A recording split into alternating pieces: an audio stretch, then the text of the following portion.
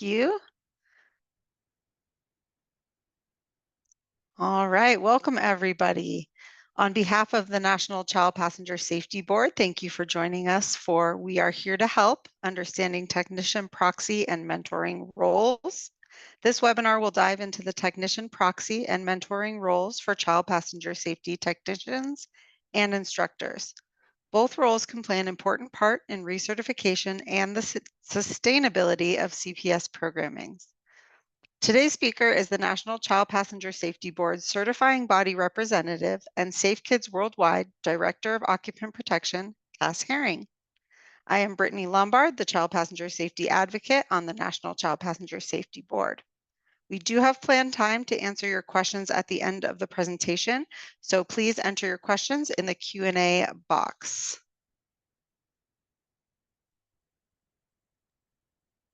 All right, just a reminder, attendees are requested to not participate in this webinar if they are operating a motor vehicle. The webinar will be recorded and you can listen to the recording when you safely arrive at your destination. The recording will be posted to carseateducation.org within 1 to 2 business days. And for the child passenger safety technicians in attendance, the presentation qualifies for the community education requirement and does not qualify for CPST CEUs. Please join me in welcoming Cass. Go ahead and Thank you, stop Britt. sharing. Okay, and then I'll switch over. Hi, everyone. I'm excited to chat with you all today about the technician proxy and mentoring roles. I think that it's really important for us to promote not only technician proxies, but mentoring in our communities and help sustain our workforce and also provide resources for them as they're growing instructors and technicians. And also a big piece of this is maintaining our workforce and providing avenues for recertification. Next slide. So I always like to just provide you guys with the contacts for the certification team. Wardell Bonner is our customer service associate and can be reached at cpscert@safekids.org or the phone number there. If you have questions related to recertification, managing a course, paying a fee, or website issues, please reach out to the cpscert@safekids.org or call the number there. Steph is our project coordinator and also helps with CEU pre-approval, tech proxy applications, instructor candidacy applications, and nursing continuing education credits. All of those applications will have an email to send them to. Most often it's the CPS cert email, but Steph is the one who will work with you to make sure you have what you need for each one of those things. Next slide. I have an email at the beginning of this as well as CERT advisors. So for any technical questions, policy and procedure questions, you can send them to CERT advisor or you can send them to chearing@safekids.org. And of course, if there are any audit questions, please send them to cpsaudit@safekids.org. So the objectives for our conversation today really are what are the roles of a technician proxy? And let's talk through how we can be better mentors for instructor candidates and technicians, and how important those roles are to the sustainability of our technician workforce and really helping hone some of those skills that we've learned in the certification courses. Next slide. So the technician proxy role was created in 2011 and it was created to help in areas where maybe an instructor wasn't present. We now have technology that allows us to do virtual seat check sign-offs, but technician proxies still play an important role in providing access to seat checks for some of those more rural technicians or some who may not feel as comfortable doing virtual seat checks. So a technician proxy can review and approve seat checks for recertification. Next slide. So how do you become a technician proxy? It's a pretty simple two-step process. You submit a complete application along with a total of 2 testimonials. The application is available on our website under resources-forms. So that's cert.safekids.org. And you also pay the $25 fee that is under action items on the left-hand side of your certification profile. Along with your application, you'll need to include signed testimonials from one certified instructor and an additional testimonial from a technician or second instructor. Each testimonial is to be completed following the instructor or technician's observation as you conduct at least 3 real, not mock seat checks with caregivers, and at least 2 seat checks working with other technicians as a final checker for that interaction between the technician and a caregiver. These evaluations will be used to evaluate your readiness and ability to provide suitable and appropriate feedback and pass and fail seat checks appropriately. So not only are you looking at the skills related to installing the seat, but it's really important that you feel comfortable in providing constructive feedback for those technicians that you're working with to provide the seat check sign-offs for. Next slide. So here's your kind of guidelines for how your testimonials have to be completed. These are outlined in the application. And if you have any questions, please feel free to reach out to me or to Steph to kind of help walk you through what that process looks like. I will say that this is not something that you can typically get completed in one seat check event because the technician or instructor that's observing you has to be present the entire time. So if they have other roles while at the seat check and they're not observing you, that's not being ethical in our testimonial. So we want to make sure that the testimonials reflect ability to not only work with caregivers and other technicians, but also to be able to provide that feedback and understand proper use. Next slide. So this brings us back to what the purpose of a seat check is. So if you look at the National Child Passenger Certification Policy and Procedures Manual, R-4, not that I expect any of you guys to memorize that. This is also on our website as well. And the primary purpose of the instructor technician proxy verification of the seat check required for recertification is the observation of interactions with parents and children. So you'll notice that the primary purpose is not an observation of skills. The primary purpose is understanding whether or not you are comfortable with relaying that information, educating parents and caregivers on that installation and the use of their seat. Next slide. So the following guidelines were approved by the Certification Recertification Committee of the National Child Passenger Safety Board.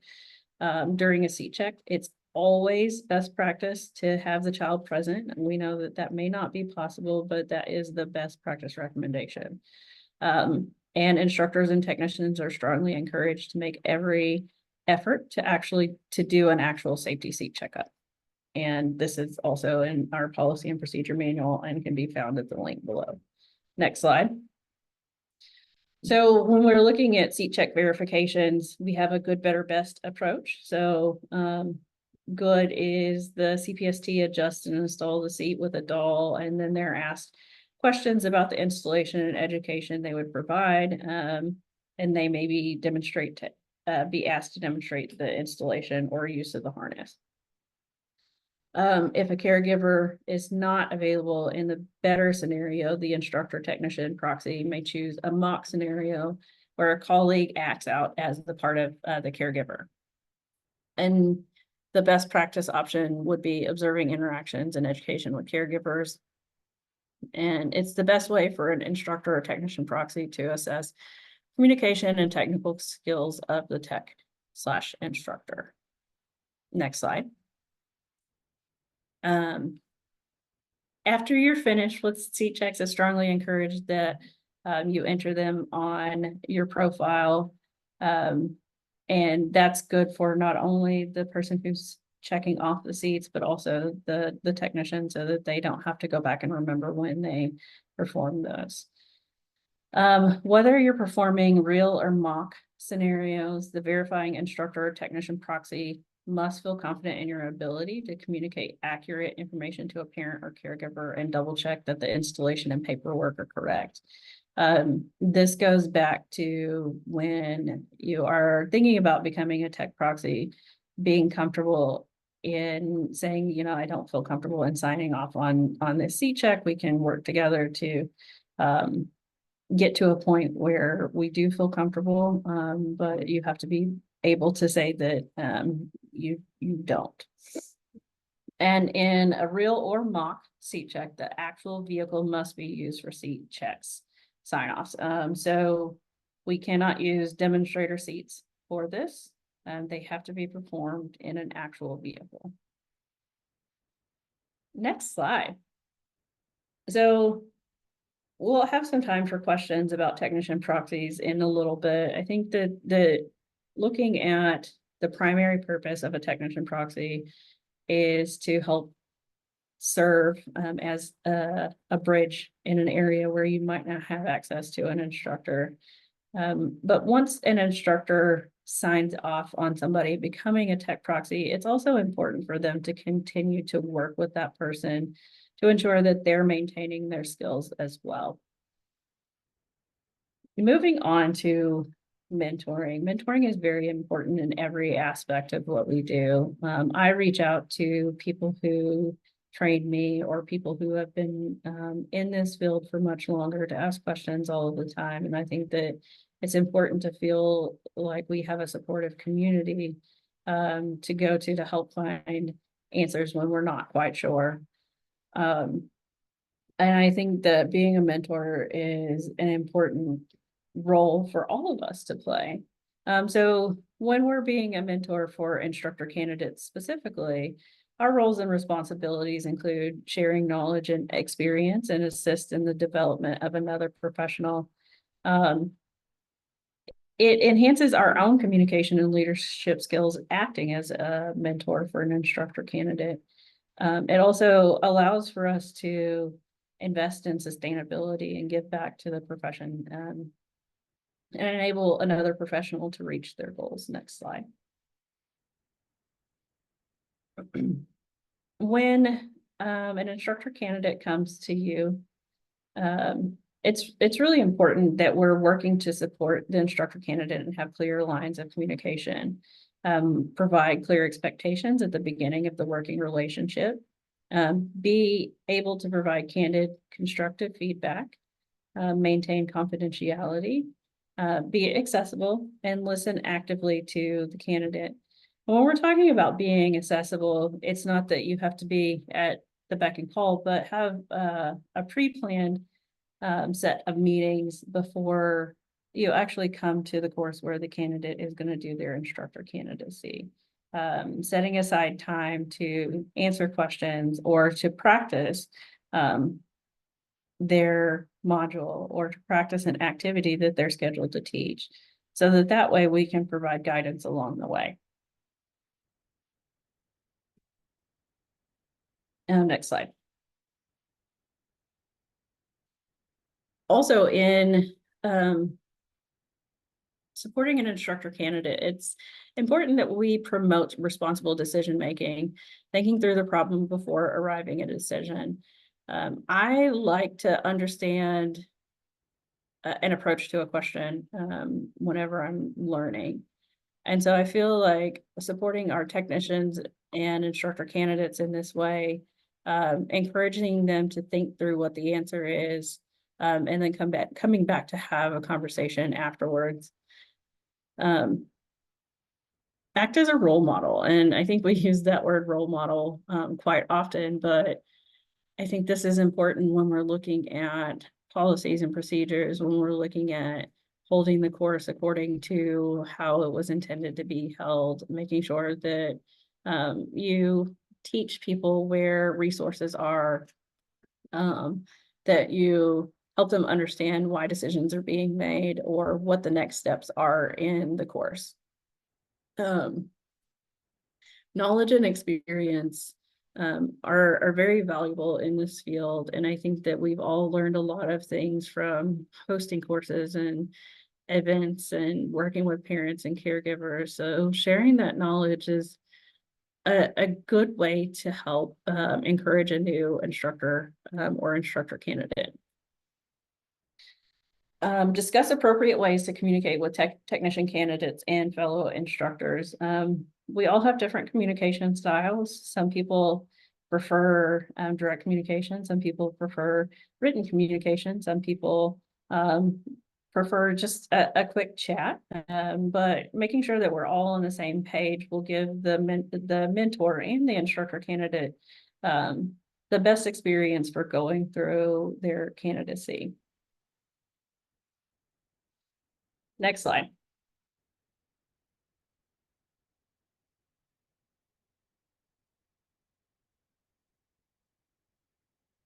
So I think that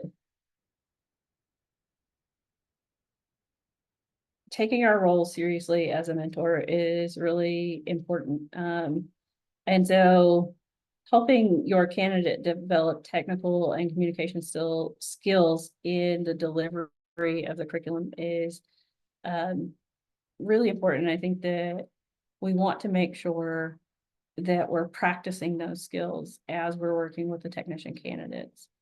And also it helps to make sure that they're prepared in giving our students the best experience that they can be.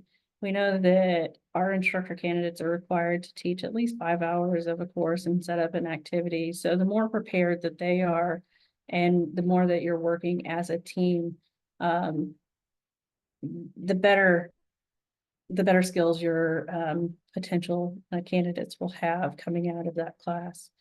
And I think we've touched on pieces of this up to this point, but commit to your role as an instructor, mentor, but be clear what your role is. Your role is to be the mentor. Your candidate must fulfill their obligations as well. So they have to put in the work, make sure that they're prepared, they understand the curriculum, and they understand the material and roles that they have to complete in order to be successful as a candidate. Work side by side, and then also be able to observe the candidate complete the task individually. You also have to, in this role, be willing to say, you know, here are some things that we can work on, but also if the candidate is not meeting the criteria to complete the course, work with them maybe to do this a different time, or have the tougher conversation. Maybe they need to put in a little bit more time and practice before they're prepared to go through their candidacy. But I think when we identify opportunities for growth and have those conversations in positive ways, it will give a better result as an instructor coming out of this process. Next slide. So this is, I'm not going to read everything on this, but this is on our website. We have a couple of recommendations on how you should meet with your instructor candidate on several occasions before they feel comfortable with the curriculum. So an initial prep meeting in which you kind of review policies and procedures, code of conduct, your instructor guide, technician guide, where all of the resources are, and make sure that you are both clear on cadence of meetings, what the expectations are, and what the outcomes for those meetings should be. Next slide. And then in our next meeting, perhaps we practice some lecture. We go through some of the questions the instructor candidate has, and make time to provide some feedback and provide some opportunities for growth as well.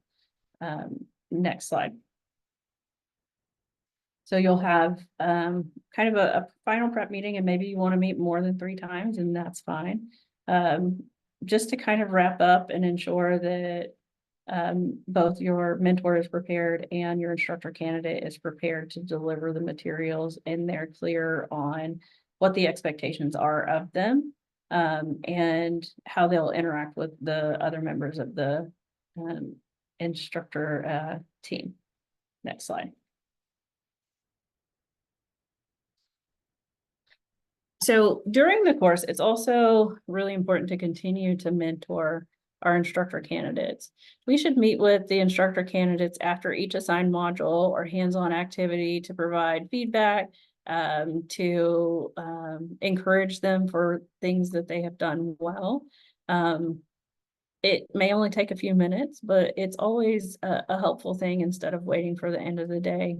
You do have a daily evaluation that you do as a mentor, where you can provide feedback for the instructor candidate, but check in with the other members of your team just to make sure that they might have seen something that you didn't, or they might have some different feedback from you.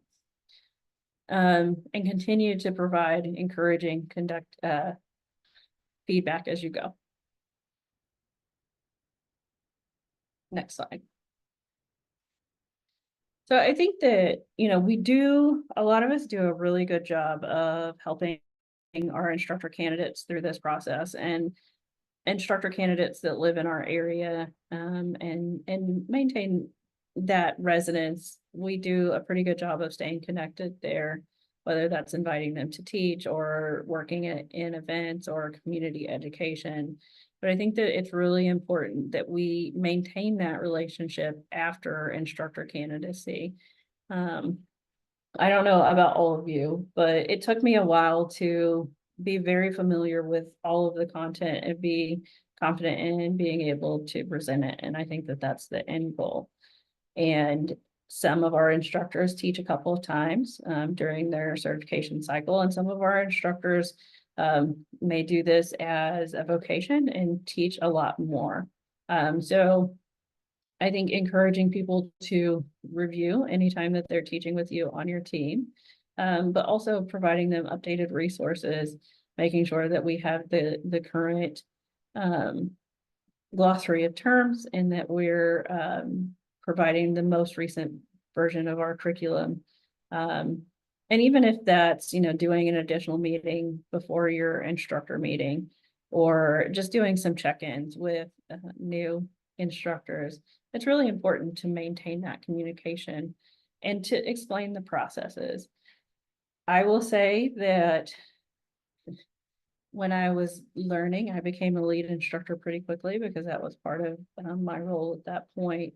So understanding policy was part of my training as an instructor candidate and as a role that I had at the time. I do know that lead instructors will know policy and procedure better, just from interactions in the field. But we also need to make sure that other members of our team understand policy and procedure, and the delivery of the curriculum. Next slide.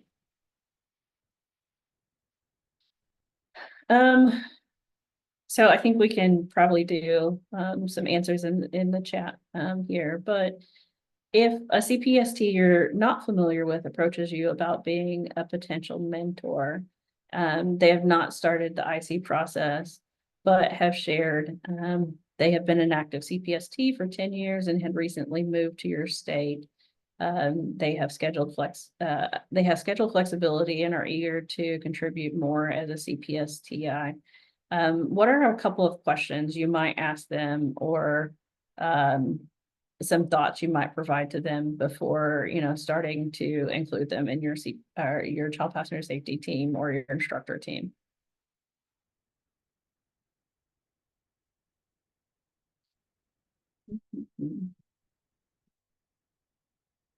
I think that one thing, oh, that's good, Emily. So Emily says, can I have some references from your previous state? And then making sure that they get familiar with the state laws. So perfect. I think that we just have conversations with mentoring instructor candidates or more as instructors. So kind of getting to know their history would be an important thing in helping promote that relationship. Next slide.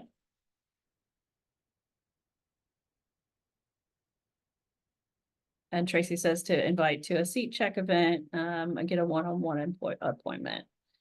A CPST that works at your organization is required to become an instructor as part of their position. They have approached you about being their mentor. And so, we have a lot of requirements as a mentor, and sometimes you might feel that there's a conflict. In this scenario, how would you approach that conversation? Would you feel comfortable in doing this, or would you try to work with them to find another mentor for that course?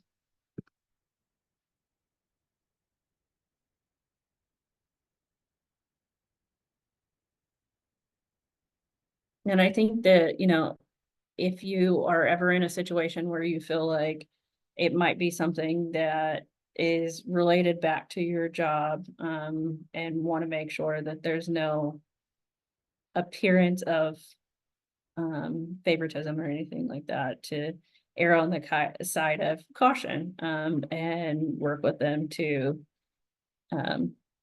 identify another mentor, but still continue to assist them in their education process.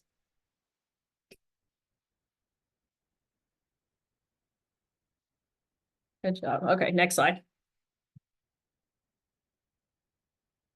For technicians, we know that technicians join our classes from all over regions and states. And so, they may not always be close to us, but I think that an important thing that we have to actively do, and our state contacts do a great job of this, but work to stay in contact with CPSTs. We know that we have a basis of understanding after our certification course, and we know where the things are, where we have answers. But being a consistent point of contact, somebody that your technicians can go to when they have questions or are in need of resources, having support and trusted information is vital. We want to make sure that we promote the materials that have the correct information in them. So pointing technicians and instructors back to manufacturers' instructions for how to use their products, making sure that we're providing the most up-to-date, accurate information based on the current curriculum. And explain the why. When you can find the research and when you can provide the reasons why we do the things that we do, that's really helpful in the understanding and the delivery of the knowledge. I think that we also need to understand that we need to reinforce policy and procedure and code of conduct. And that creates a quality and an empowered and informed CPST workforce. We talk about the code of conduct a few times in our curriculum, but it's really important that we continue to provide education in a way that includes compassionate communication and understanding of different perspectives and different points of view. And we have to make sure that our technicians and instructors understand that those negative interactions can impact the choices that caregivers make if those do happen.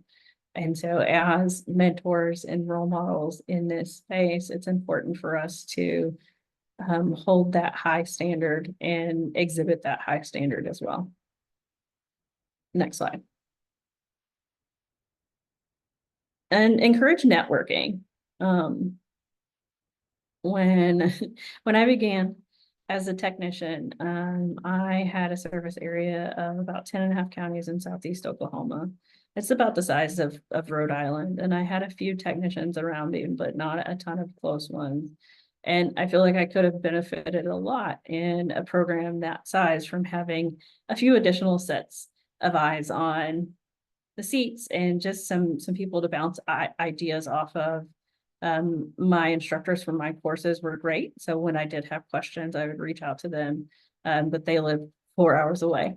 So when you can, make sure that you continue to stay in contact. And with technology, we have tons of ways that we can do that. So also share opportunities for seat checks and CEUs and encourage CPST buddies. I think that when you do this together, you help each other learn more as well. Next slide. So what are ways you actively engage with CPSTs and technician proxies to support their continued growth and development?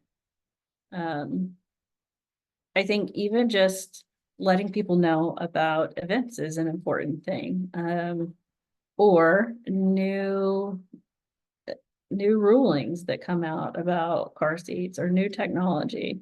But are there any other ways that you guys stay in touch after courses?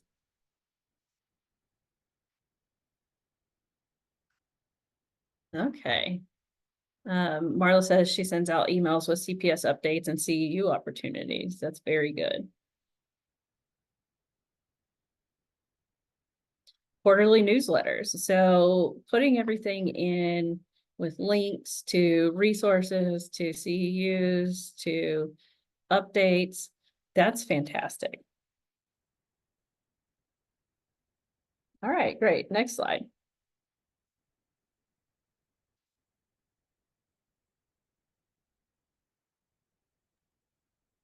All right. Cass, Questions? we do have a couple questions if you want me to read them. Yeah, go ahead. There's a question from Tracy. I agree about the importance of using actual vehicles, but wonder why it is a requirement versus a demo seat, especially for booster sign-offs.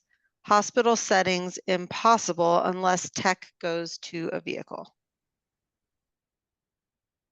I understand, that there may be barriers there. And it's definitely a topic I can bring up. I do know that there are some installations that are difficult depending on the demo seat that you have.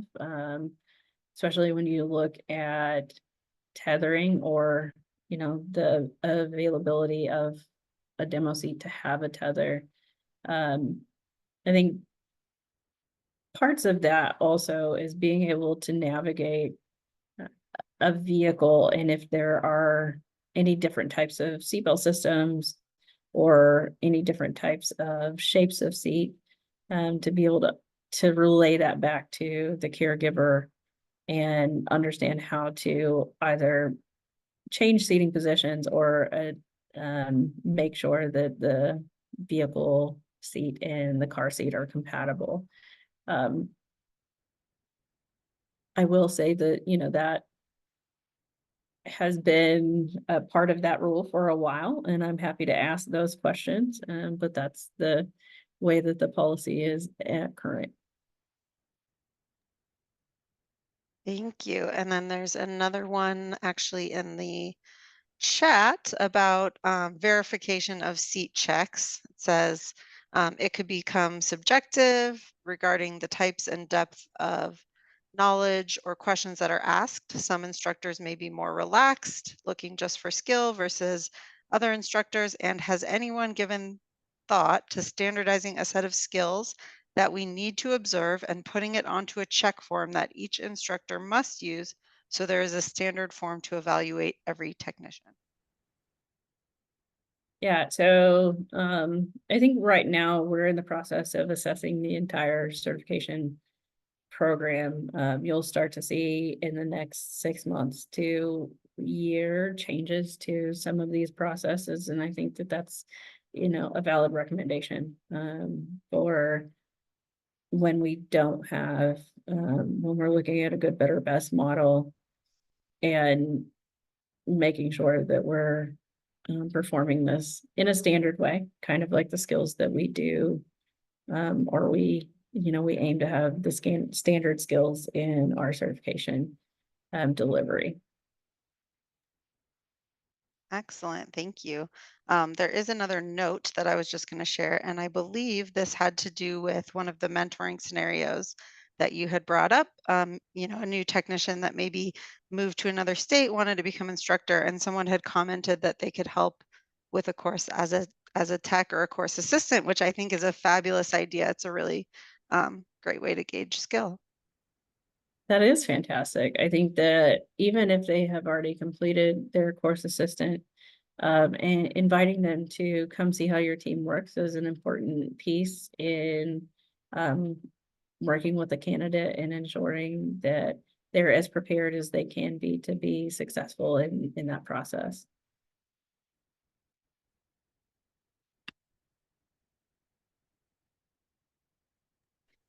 Sorry, I lost my screen for a second. I'm looking to see, oh, here's another question. Where can we go to get information regarding CEU opportunities and being able to get that for recertification? Are there monthly CEU webinars that we can attend? Yeah, so there are several different platforms that offer CEU opportunities. CarCEducation.org is a great place to do so.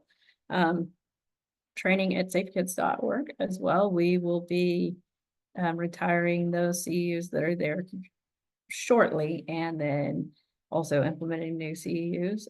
Safe Kids does almost monthly webinars, manufacturer webinars that are CEU approved as well, and those can be found on our website, cert.safekids.org. Excellent, thank you. I do not see any other questions right now, but before everyone jumps off, Kendra, I'll have you stop sharing if you don't mind. And I have a few closing announcements. Well, let's try. Okay, there we go. Let's see. Okay, so we hope that you're enjoying our NCPSB webinar series. We are having a lot of fun delivering them. We hope that you will join us on Monday, June 17th at 1 o'clock Eastern for a CEU webinar with NHTSA as they share new requirements for side and frontal impact standards and how NHTSA enforces them.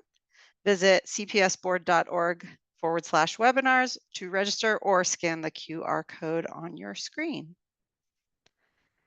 2025 National CPS Awards are open. If you work with a technician, instructor, or child passenger safety team that goes above and beyond, please take the time to recognize them at cpsboard.org/awards. Nominations close August 31st. Please email secretariat at cpsboard.org with any questions. The webinar recording will be posted to carseateducation.org within 1 to 2 business days. Thank you so much for joining us today. Thank you, Cass, for sharing all of that great information about mentoring. That is so important to our field. Have a safe day, and thank you for all you do to help keep child passengers and their families safe. All right, Kendra, if you'll stop the recording.